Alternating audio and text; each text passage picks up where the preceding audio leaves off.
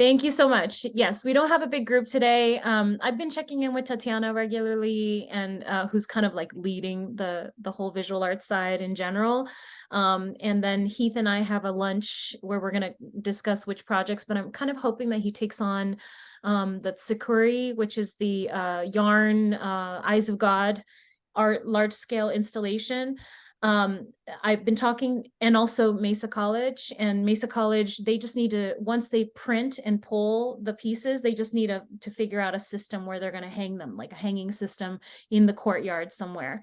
So I kind of like the idea of maybe hanging them near, if you remember the area that's kind of like a garden area just outside, and they have like a little pop-up little building, little storefront looking kind of thing, and it has an elevated area. So that's where Flower Pop Music wants to perform the Art of Elan.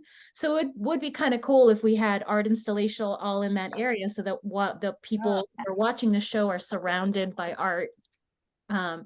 And so that's kind of where I'm thinking that would make the most sense. But that one's pretty easy to manage. The Sakuri one is a little bit more complicated, in the sense that she has great ideas for creating like a photo wall, like a backdrop where people can come in and take a photo in this very colorful environment. So she was thinking about that. As soon as you arrive from the parking lot, some kind of area that becomes the like photo station. And then also she's going to be installing in the 30th Street little corridor that we're closing off. So half of it will be a Mexican coffee lounge with Perry Vasquez and Leanne Muller Thompson, and the other, I love that. yeah, and then the other half will be a with their video art installation of Logan Heights and all of the, and it's so cool, by the way. Their videos are coming in and they're so cool. They're so cool. So I'm really excited about that one. And then the area touching them, right adjacent, would be her large scale installation of the Sakuri hanging from above, the Eyes of God, and then an activity, so that we're encouraging people to come in, create one, and either hang them somewhere along the corridor, on a tree, on a fence, whatever, just so that it becomes this living installation.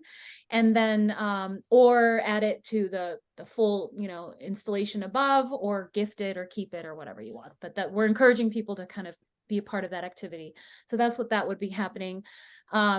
Arturo Rodriguez is taking over the Border Axis project. So that's the self-contained Gypsy Theater by Hugo Sanchez. And so he's going to manage that project for us. So I'm really excited about that.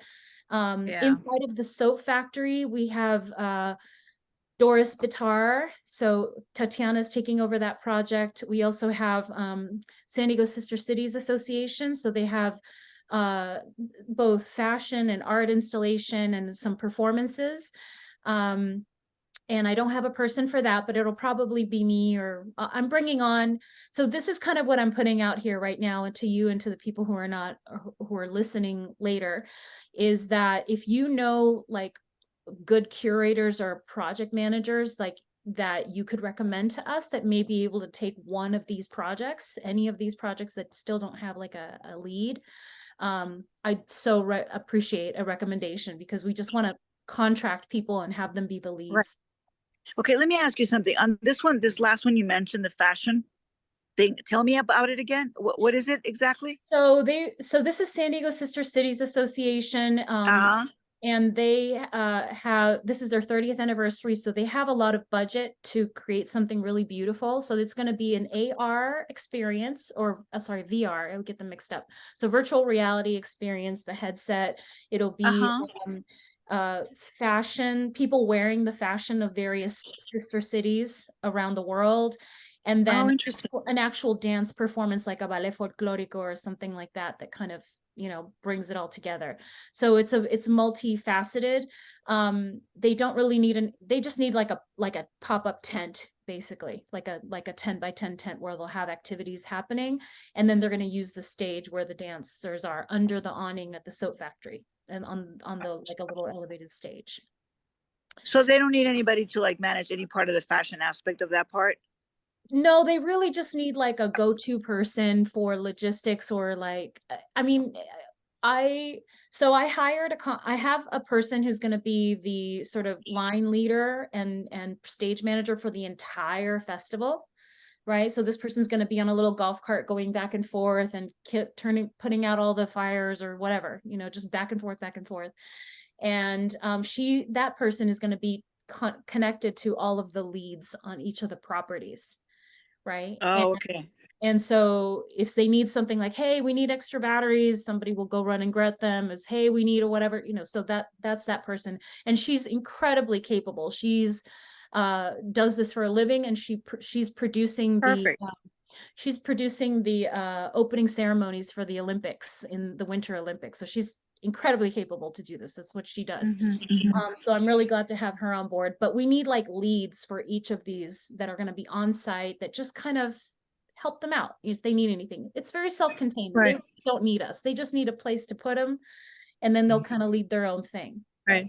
Yeah, no, I wanted to get clarity on that because I don't think she's the right fit for this that you're describing now. But when you said fashion, I thought about this woman who's amazing, who is actually the executive director for Fashion Design Week in Tijuana, through Tijuana Innovadora. Oh, She produces this yeah. huge thing. She's amazing. And we collaborated on a project in San Diego. And I thought maybe Well, maybe connect she her could support somehow. the Fashion Week San Diego's runway show, because their Fashion I Week San think Diego is producing a. absolutely. So that would be a I really think she good lead for that. works with Fashion Week San Diego, but are we doing something with Fashion Week San Diego Yeah, at they're going to this? have a runway show here. Yeah. Oh, then she would So, be all about that because she's all about that. And okay. international, they do it all over. So if you think it adds value, I'll make an intro over email with her. Yeah, I And then, definitely think it adds value. So they need a okay, good. person who's going to And be she's their. super connected. So yeah, she's fabulous. Awesome. She's really like top notch. And they have a whole infrastructure throughout Mexico City. And she represents the And I portion in love the Tijuana. Tijuana connection. Let's bring that together so that they can Okay. be engaged and talking to each other. Yes. I will do that intro today over email. Thank Perfect. you. Okay. So anyway, at the Soap Factory, we have a screening of various videos by Herbert Seguenza. I'm kind of hoping that he takes the lead on that. He's on our board and he can kind of lead that. So I think that's taken care of. Yeah. And that's all that's happening there. Then we have Patricia Maldonado, who's our binational programs coordinator. She's going to take on all of the Tijuana people. So the two theater companies, A Bordo Oh, Viento and the Frontera Project, and the Conectarte, who is the dance company. So she's just going to be handling the logistics, anything that they need. If they need rehearsals, on this in the space, coordinating with the venues, that's what she's working on. And Tatiana is also leading the Debbie and Larry Klein's installation inside of the clubhouse. We've been calling it So Diego, but it's actually the clubhouse, by the way. So for future reference, that warehouse where they do the screen printing, it's called the clubhouse. okay. And I met with Disco Riot, who's the contemporary dance company, and also Malashok Dance. So Malashok Dance is going to be performing indoors in front of Larry and Debbie Klein's piece, and then Disco Riot is going to be performing on the loading docks facing outward into the street, and they're using the same tech person, so it's really self-contained. John Malashok is on our advisory board, so he's going to kind of take the lead on that. I believe. Just in general, we may still need like a person that's going to be their handler, if you will. And then the video art installation of Haley Thomas. It's going to be super cool. She's working with Marilu Salinas, who's creating her soundscape. And it's going to basically look like the building is on fire. It's going to look so cool.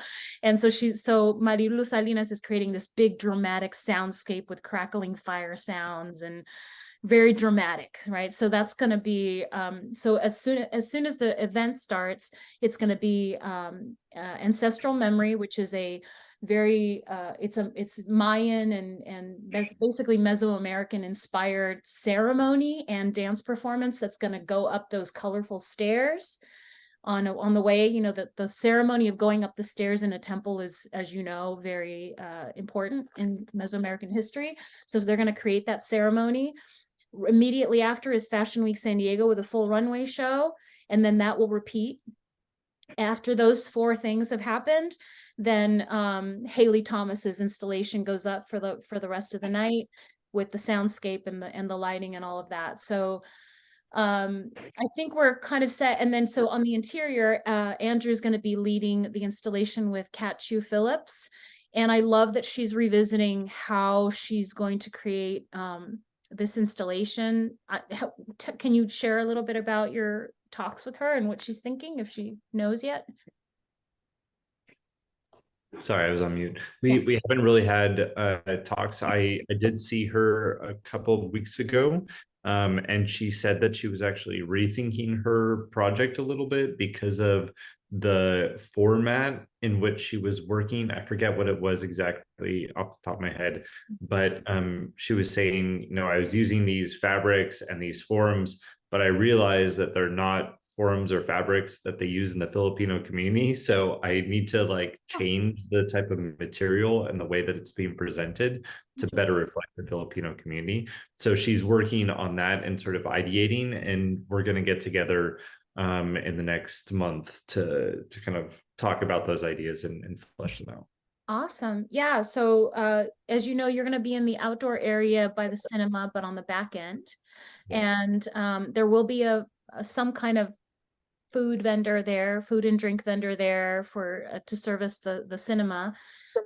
And so you can take over that whole environment if you want to hang above things, if you want to, you know, take over like the whole basically line the area with her art. That would be great if you need special lighting. So another thing that I'm going to put out there for everyone is when you figure out the logistics in terms of your technical needs, things that we need to rent, things that we need to procure, the sooner the better. That I know right now we're on budget, we're fully funded for the thing that we budgeted, which is really great. Feels awesome.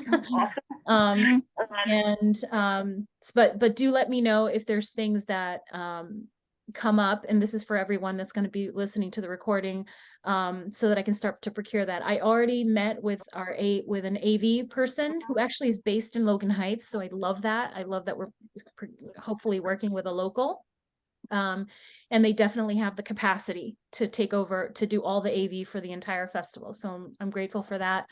And I gave him what we had budgeted, which was 5,000, and he thinks that he can make work inside of that. So I'm really hopeful that that's the case. I mean, I think that's all the updates that I have right now. We are getting ready for our next preview party, and I'm empowering all of you to invite any person that you think should be there, to comp any person that you think should be there. The value is $125 per ticket.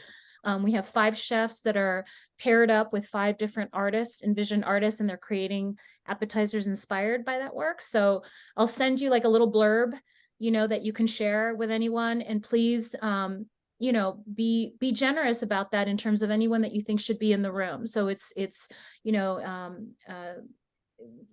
notable arts leaders, or you know, any elected officials that you have a relationship with, any sort of potential sponsors. Even if they don't get sponsored for this year, it's totally fine. Really what we're trying to do is build these relationships so that we can build the momentum for next year. So if, you know, any potential sponsors, business leaders, anyone that may be interested in the arts, in supporting the arts in any way. We got a sponsorship from San Diego Museum of Art. So they're donating 5,000 to the project. And so they've sponsored a couple of artists. So we're really excited about that. And the rack cards are now off to print, so they should be ready sometime this week, and I can pick up a stack, and happy to drop them off at any of your locations if that's available to us. And I can also mail you a stack, you know, if you need something to just kind of hand out. And that's all I can think of right now. Do you guys have any thoughts? I was just saying that we love some of those track cards you understand traffic right to the station. I want to make sure that's what we learn about it. We can't. I couldn't hear that. I'm sorry. It dropped out. Can you hear me now? Yeah. Is it better? Okay. Great. So I was just saying it would be great to get some of those rec cards at Liberty Station at the museum. We have a lot of traffic right now, and I think that'll be important. So anytime Thursday, Friday, Saturday, or Sunday to get them there. And the other thing, as far as artists or space, I know we have like our roster and all that. But I can talk to you offline as well about another artist potentially with what I would consider like an easy kind of installation type of thing, which requires a projection. But we can talk about that if you want to sign offline and see if it's still a fit, and I where think that it's could be a probably fit. too late to add artists Okay. for this year's festival, but I am already getting inquiries for next year, and next year's the big year, right? Perfect. Yeah. So I actually I kind of need to start thinking about that timeline to start getting the open call out, and it would Yeah. probably happen really soon right after the festival, and also seeing who wants to remain involved in this on the curatorial Right. side. Both of you and everyone on this call, I would be so honored if you came back and were a part of next year's festival, and in the same capacity or whatever capacity you're interested in. And there's so much momentum built already for this one that artists keep contacting us like, how do we get involved? Is it too late? Is it too late? I'm like, sorry. So I've said no to a lot of people already. But I love that the momentum's there, and it's exciting. Yes. We just And then we're procured doing this a run bunch of through, ad space in San Diego Magazine, as the Discover magazines, Art Forum. We secured it for next year because we missed the deadline, unfortunately, for this year. And then we've got a bunch of preview coverage already happening. So I feel like hopefully we're going to hit our targets. I cut you off. I'm sorry, Lena. No. It's perfect. It's perfect. Because I think that really doing it this year with this run through and all the logistical and all the relationship building aspects and the creative and the curatorial aspect, it's a really good opportunity for us to get a handle on so many things and think about next year. I'm really excited about that. What it could, Yeah. on the year that we have the whole design aspect as well. I think it'll be phenomenal. Yeah, It would be great honestly, to I'm also so glad we did that. Go ahead, Andrew. It would also great to speak strategically about the plans for next year. Even doing that like in a month or two before this kind of goes off and saying, hey, like what are things that you found from this process? We're almost there, but what do you think about how we can re-envision or kind of adjust some of the things that we're doing to make it more impactful for the next year? Absolutely. I think we should already be coming up. Maybe it's the role of this group, and maybe it's the same group, right, for the next year for curatorial, but what our vision is, like, what is the vision for the 2024 year? We had this, obviously we wanted to make sure that it was a binational festival, but we didn't necessarily have like a theme, I guess, if you will. And do we want to do that? Do we want to just leave it open-ended so that it just speaks to the story of our binational region in general? But is there something else that could be added to that to make it really truly impactful? And sort of related is that you guys know that the call is now open for projects for next year for World Design Capital. So if there are smaller projects that your organizations want to submit, doesn't have to be a big fancy thing like ENVZN. This is kind of the biggest thing that I can handle, but we're accepting applications now literally all the way to January. So there's plenty of time if you wanted to do something like a workshop, a project, an installation, an activation, something throughout the year in the arts. And definitely obviously connected to the binational region. So I'll just put that out there to get the word out either for your organizations and anyone else who's listening to the recording. That call is open now, and reach out to me if you need the link, and I'll share it with you on how to apply. But our group is already meeting to review the applications that are coming in. So I recommend getting that in soon. And that's is it for getting funding or for being accepted into the programming? So that's kind of the big question that I have right now, because I'm also curious about whether or not ENVZN is going to receive any funding.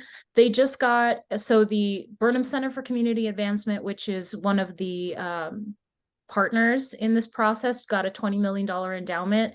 And then the city of San Diego just gave $3 million to World Design Capital programming.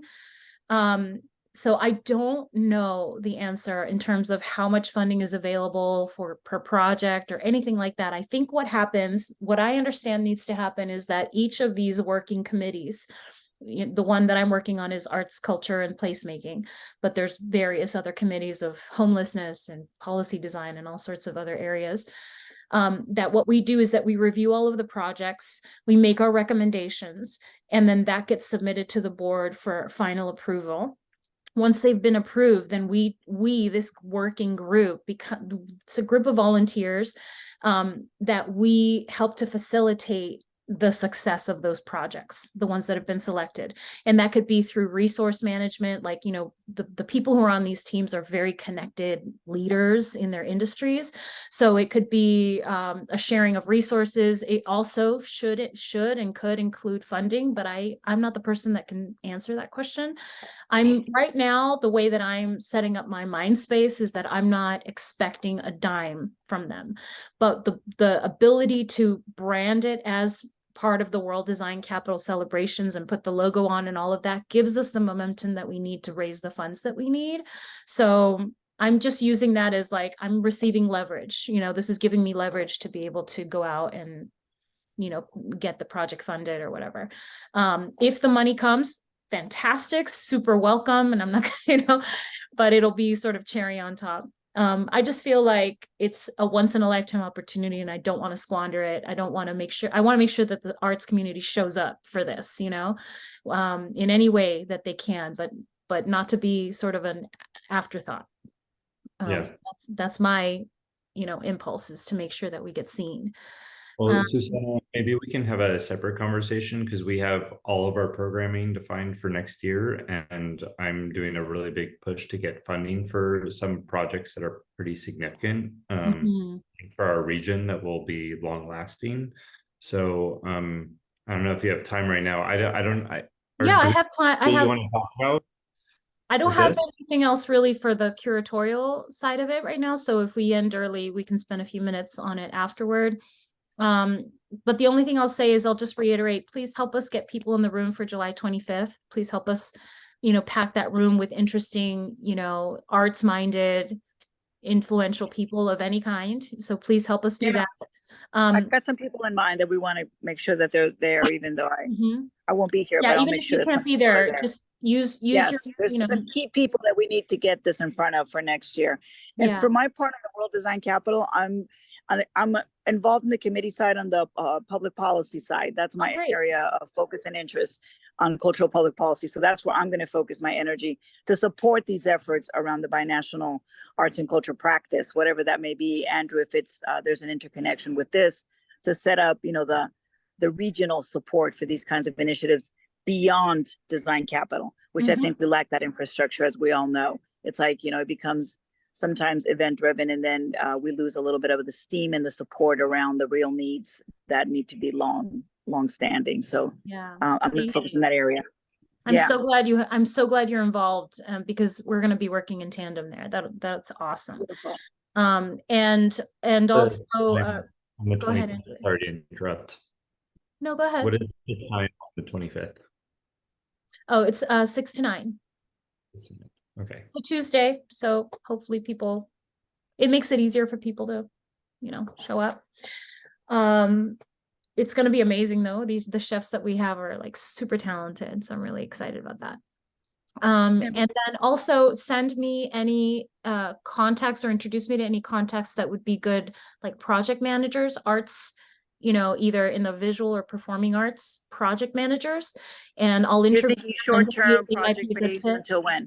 Well, right now it would just be from now through getting through the festival. It's project managers for various art installations or performing arts groups. Right now, I feel like we have most of it covered, but I just want to have options. I want to have people like in the back pocket that if I need them, I can pull them and bring them on. For the next 2 months, 3 months, something like that.